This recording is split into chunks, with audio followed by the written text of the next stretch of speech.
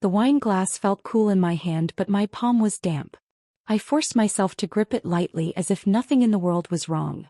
Across the table, my husband leaned in, extending his hand with a confident smile. His handshake met another, firm, unshaken, his nephew's. Their conversation was smooth, effortless. Two men talking business, completely unaware of the storm brewing inside me. I smiled, or at least I tried to. My jaw felt locked. My stomach twisted, but I nodded at the right moments, pretending to listen. They were talking about the new position. The one my husband had just offered. The one his nephew had just accepted. The one that would put him in our lives every single day. The air in the restaurant felt thick, the hum of voices around me fading into nothing but a dull ringing in my ears. He was careful not to look at me for too long, but I caught the hesitation in his expression. The quick glance. The flicker of tension neither of us acknowledged. I gripped my glass tighter. No one knew. Not my husband, not the people around us. No one knew what had happened between us a few nights ago. No one knew how close I had come to crossing a line I could never take back. A month ago I didn't even know his name. It was an evening like any other, until he walked into my gallery. The gallery buzzed with life, a sea of voices and clinking glasses filling the air, but I barely heard any of it. Tonight was important. Months of planning, a lineup of artists whose works could elevate my gallery to another level. I scanned the room, searching for a familiar presence, knowing deep down he wouldn't come. My phone vibrated, a brief, impersonal text from my husband. Can't make it. Caught up with investors. Proud of you.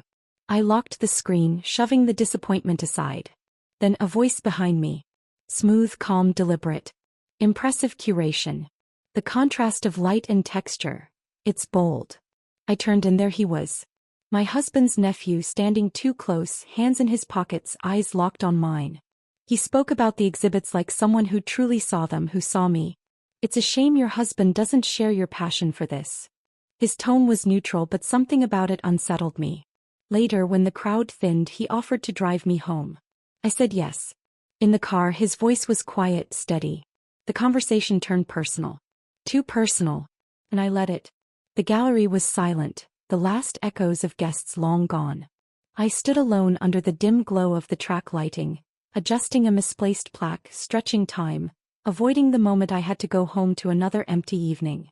Then footsteps. Slow, deliberate. I didn't have to turn to know who it was. Still working. His voice was calm, but there was something beneath it, something I shouldn't acknowledge. I like to get things right. I kept my eyes on the artwork, but I felt him watching me. That much is obvious, he said, stepping closer. I've never met someone so consumed by what they do. I exhaled, a slow, steadying breath. The air between us thickened, filled with something unspoken. I should have walked away, made some excuse, ended whatever this was. But I didn't. He moved first, close enough that I felt his breath before his lips brushed mine. My pulse slammed against my ribs. Then reality. I pulled back, my voice barely a whisper. This was a mistake. He didn't argue. He just looked at me like he already knew. I told myself it was nothing. A mistake. A fleeting moment that meant less than I was making it out to be. But the truth settled in like a weight on my chest, impossible to ignore. I replayed it over and over, the way he looked at me, the way I didn't pull away fast enough. I buried myself in work, acted as if nothing had changed, but it had. And I felt it every second. Then my husband mentioned the dinner. Investors. Important ones. And I invited my nephew, thought it'd be good for him to start meeting the right people. My stomach clenched, but I smiled, nodded, agreed like a perfect wife should. That night, the restaurant was filled with laughter, deals being made over wine and expensive steaks. I played my part, engaged in conversation, but every time I lifted my gaze, I found his. Unspoken words hanging between us. A slow, deliberate tension neither of us acknowledged. Later, in the car, my husband spoke casually. I'm bringing him into the company for a while. See if he's got what it takes. I stared out the window, my pulse steady, my world unraveling. I needed to fix this. To remind myself of what mattered. My life was stable, structured, safe. My marriage wasn't perfect, but it was real. I refused to let a single mistake unravel everything. So I planned the evening, setting the table with the good china, lighting candles, choosing a dress I hadn't worn in years. When my husband walked in, he raised an eyebrow, surprised. "What's the occasion?" "Just us," I said, forcing a smile. He nodded, loosened his tie, let me pour him a drink. The conversation was easy, familiar. We laughed. We talked. And for the first time in a long while, he wasn't distracted. He was here. Present. Later, when he kissed me, I told myself this was what I wanted. But as his lips met mine, I felt nothing. No spark. No excitement. Just routine. Like I was going through the motions of a life I had already outgrown. After dinner, I picked up my phone. A message. Short. Simple. "Do you regret kissing me? Or regret not doing it again?" My breath caught. My hands tightened. And just like that, the illusion shattered. I wasn't expecting to see him. Not here. Not in my husband's office where everything was polished, structured, controlled. But as I stepped inside, there he was, leaning casually against the desk, flipping through a file, looking like he belonged. I froze for half a second before forcing myself to move. This was business. Just business. He glanced up, and for a moment neither of us spoke. Then a polite nod. Professional. Detached.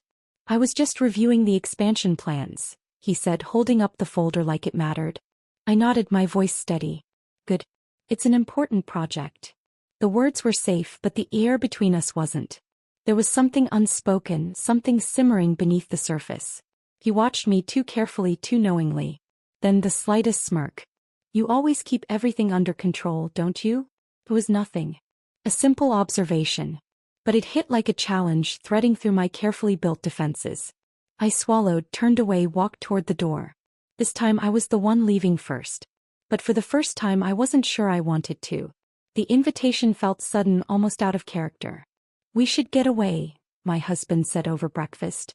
"Just us. The lake house. No meetings, no calls." I hesitated, but he seemed sincere. Maybe this was what we needed. A reset, distance from everything. I agreed. The house was exactly as I remembered. Quiet, secluded, untouched by time. But as we stepped inside, I heard another voice. His. My breath caught as he appeared in the doorway, relaxed, effortless, as if he belonged here. "Thought it'd be a good place to go over the project details," my husband explained, pouring himself a drink. I forced a nod, my pulse steady, my hands not. That night, when my husband stepped outside to take a call, I was left alone with him. Silence stretched, heavy and expectant. Then a quiet confession. "This is getting harder," he said. "No pretense. No games. Just truth." I should have left the room, walked away, ended this before it became something irreversible. But I didn't. I stayed. And I knew if I stayed a second longer, I'd cross a line I couldn't come back from. I told myself I could handle it. That I was in control. That staying behind to help him with the project was harmless. My husband had gone to bed hours ago, leaving us alone in the quiet glow of the study. At first, it was just focus. Adjusting designs, testing different ideas, fine-tuning every detail. He was determined to get everything perfect, and I admired that about him. We printed 5 final models, each one flawless. 5 versions, 5 successes. 5 times I told myself this was just work. But the tension had been building for too long. When we leaned back, exhausted, a slow smile crossed his lips. "We did it," he said, voice low. Something in me snapped. I wasn't thinking anymore. I wasn't reasoning. I was just feeling. I kissed him. No hesitation, no second guessing. And for the briefest moment, it was everything. Then footsteps. The door swung open. A gasp. Pause. And then silence, thick and damning. I turned, my stomach dropping. Eyes locked on mine. Someone had seen. Someone knew. And just like that, everything shattered. I waited for the explosion. The yelling, the accusations, the anger. But when my husband finally spoke, there was none of that. Just silence. Cold, suffocating, inescapable silence. He sat across from me, his face unreadable, hands folded neatly on the table. "I heard," he said, nothing more. No questions. No demands. Just a simple statement that carried the weight of everything I had destroyed. I tried to explain, but he wouldn't listen. He wouldn't look at me. I told him it wasn't what he thought, that it wasn't planned, that I... What? What was I going to say? That I didn't mean for it to happen? That I didn't mean to want it? The words dried up before they reached my lips. The next morning, his nephew resigned. No discussion. No explanation. Just a quiet, final decision. By the end of the week I was gone too. The gallery wasn't mine anymore. My marriage was a hollow shell. My life, the one I had built so carefully, had crumbled at my feet. And the worst part? I had no one to blame but myself. He didn't argue. He didn't fight. He just left. One moment he was my husband, the next, just a man walking away, his suitcase in hand, his silence louder than any words could ever be.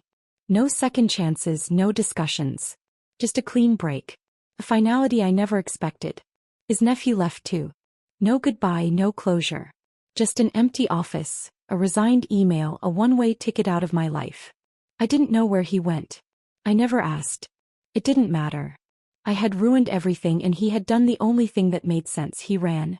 Now I stand alone in the gallery that once felt like my greatest achievement. The lights dim, the walls bare, the air hollow. In front of me a single painting. My favorite piece. The one I once fought to display. The one that now feels like a cruel reminder of what I lost.